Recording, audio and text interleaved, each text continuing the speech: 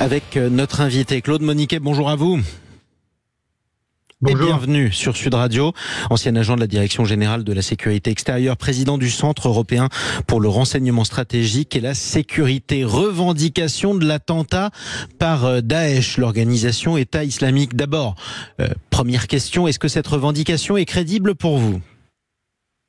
Alors c'est une revendication qui d'une part a été diffusée par les canaux habituels de Daesh, les canaux de communication de Daesh, entre autres son agence de presse, et puis qui contient des précisions qui sont crédibles.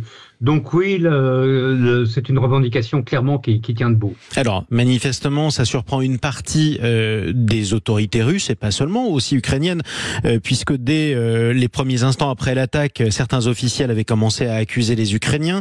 Les Ukrainiens eux-mêmes, ou du moins certains officiels ukrainiens, avaient commencé à accuser les services spéciaux russes d'un coup monté. Concrètement, c'est la cible terroriste islamique, ce qui signifie que ce terrorisme islamiste en Russie n'a toujours pas disparu. Il n'a disparu malheureusement ni en Russie ni ailleurs. Ce qui s'est passé hier à Moscou montre effectivement que l'État islamique au Khorasan, la branche afghane de l'État islamique, est extrêmement active, est une des plus actives avec celle qui est présente dans le Sahel, et qu'elle s'est développée sur l'Asie centrale et sur le Caucase, et qu'elle est maintenant capable de frapper pas au cœur, dans la banlieue de Moscou, mais dans une des capitales les plus surveillées du monde.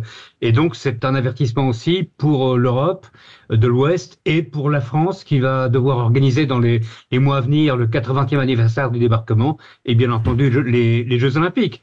C'est un signal très inquiétant. Exactement, d'autant plus qu'on avait fait un certain nombre d'éclairages, notamment avec vous, Claude Moniquet, en se disant finalement que Daesh n'avait peut-être plus les moyens de mener des opérations commando du type des attaques du 13 novembre à Paris, qui avait frappé notamment le Bataclan.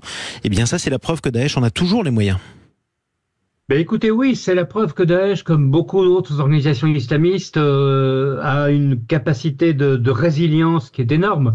En 2017, quand Daesh avait perdu sa territorialité au Moyen-Orient, en Syrie, en Irak, on disait ils n'ont plus la capacité d'attirer des jeunes djihadistes et de les reprocher sur l'Europe. C'est terminé, la menace à venir, c'est la menace individuelle. Et c'est effectivement ce qu'on a eu depuis 2017, essentiellement en Europe.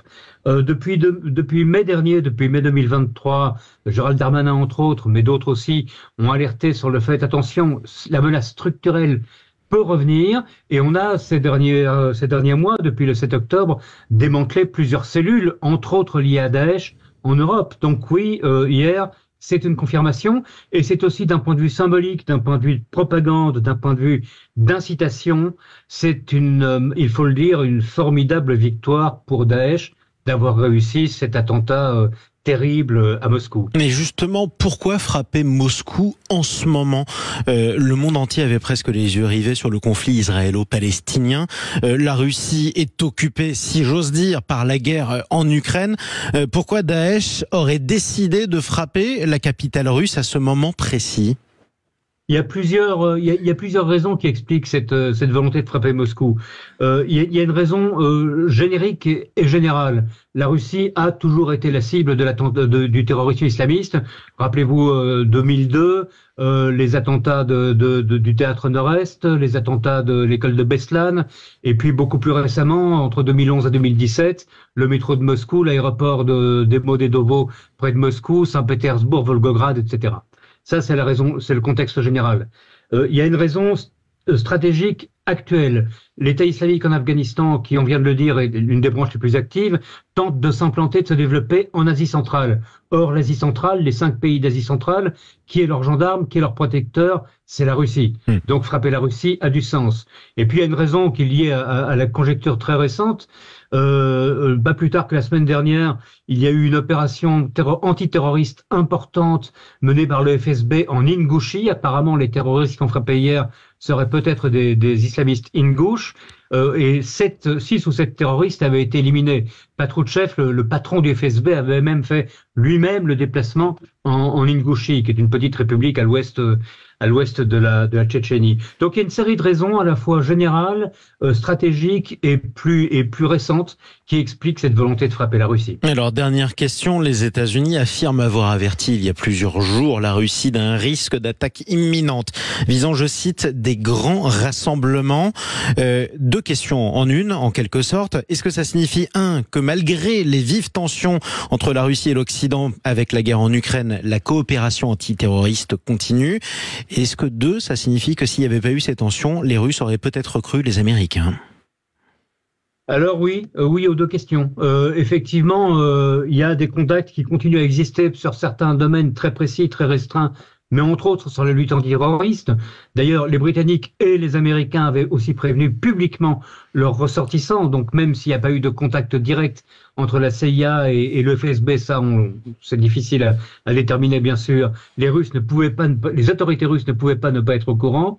Et oui, il est possible que si ces tensions n'existaient pas, et surtout si toute l'attention des services de sécurité russes n'était pas orientée vers la répression des manifestations, des pacifistes et des opposants de Vladimir Poutine, peut-être aurait-il été plus attentif. Mais il ne faut pas leur jeter la pierre non plus.